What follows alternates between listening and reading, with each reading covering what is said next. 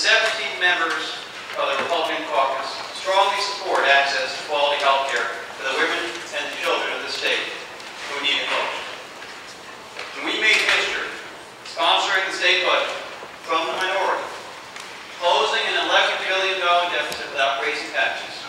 We protected health funding for the most vulnerable women and children. We prioritize the continuation of the cancer education and early detection program, which provides mammograms to low-income women. We protected funding for low-income women and children with chronic diseases, birth defects, and special health care needs such as cystic fibrosis and prenatal care.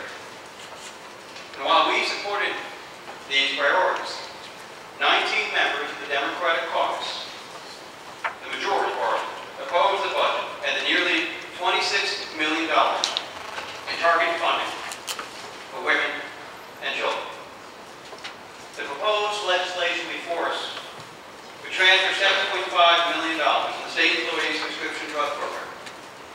According to the state treasurer, this transfer will put our prescription plan into a $5.6 million deficit and risk access to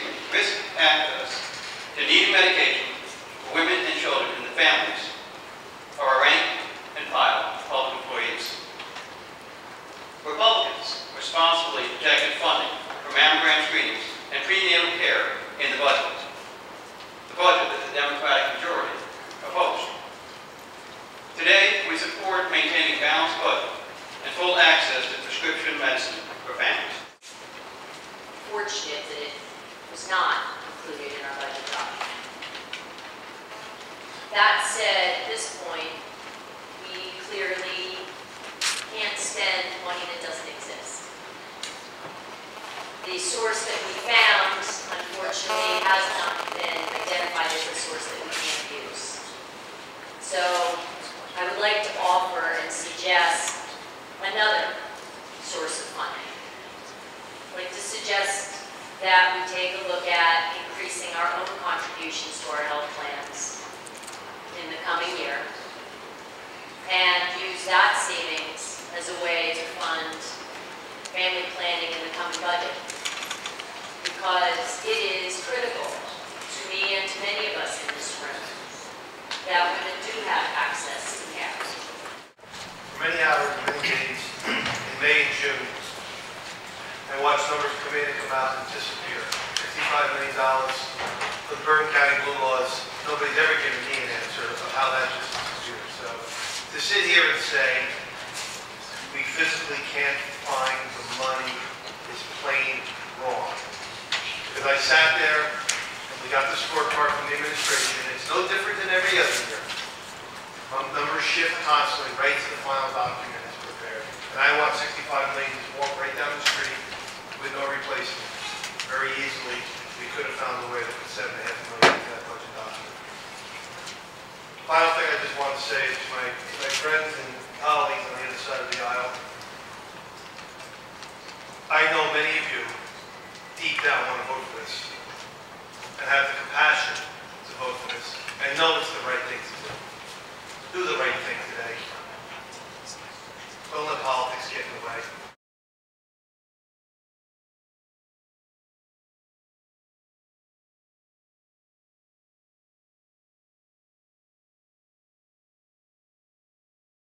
With the funding that we've proposed, do the waiver, secure the federal money, stand with the women who need these services. Don't turn your backs on the women of the state of New Jersey. Don't say that women's health doesn't matter.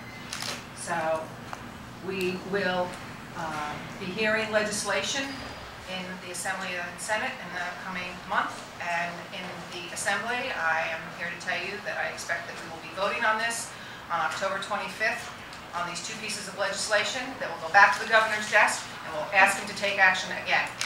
You know, I've heard a lot of debates on, I've heard a lot of stuff in Trenton since I've been here. That's some of the biggest baloney I ever heard. You weren't pointing at me. No. And, you know, the worst part is, you know, sometimes people stretch the truth. That's just a flat-out lie. people aren't being honest here. The money's here. When they say it wasn't included in the budget. Neither was the $5 million Senator Doherty saw at the end and was holding up the budget. Neither was all the other money that was discussed that was in the budget. It's a $29 billion budget. And he used, honestly, a lame excuse that we couldn't find it is really disheartening. And for the women in the state, and men, they should have real concern. They should have real concern because this is strictly about health. It's not about abortion. It's not about any other issues. It's about health for men and women. And you know, we're going to pay the price when they come to the hospitals, and we have to carry that load. So, Senator Weinberg, I can't wait to move this legislation forward, because we're not going to stop until he signs it, because this is wrong. It's not right to the people of New Jersey.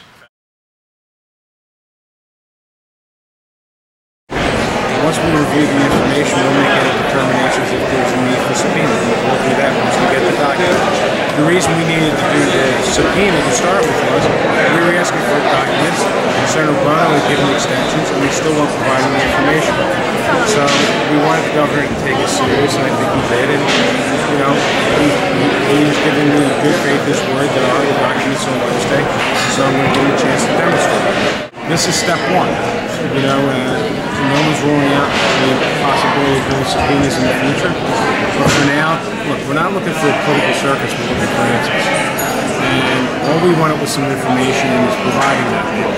That was the most important. Now that he's providing the information, we'll review it. It was a $400 million mistake, and everyone says, well, what's the big deal? What's the big deal? It's $400 million. And we just want to get some solid answers, because you have, you know, some people saying one thing, some people saying something different. We're looking for answers. I think the people in New Jersey deserve to get that.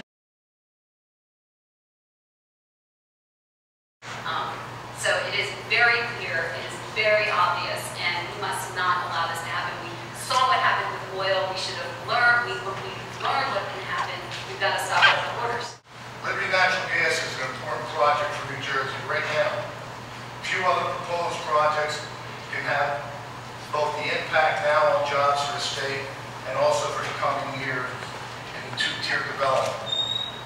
In the short term, Liberty will bring in natural gas to help lower energy prices in our state. In the process, according to the latest numbers, over 1,100 jobs can be created. Once completed, this is a new source of inexpensive energy, enables growth. It will mean that businesses can spend money on new hires instead of hiring at higher energy bills. It will mean we can construct new sources of clean power at a lower cost. I get the calls personally to my office about people that are struggling to keep their homes, and I get calls every single day of people with their resumes looking for jobs. I get it.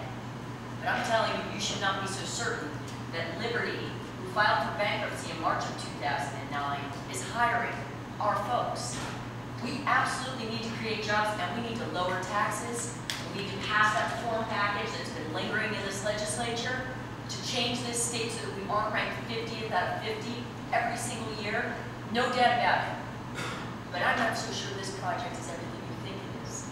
And I'm not so sure we're the ones that are going to get these jobs. And I do appreciate your testimony.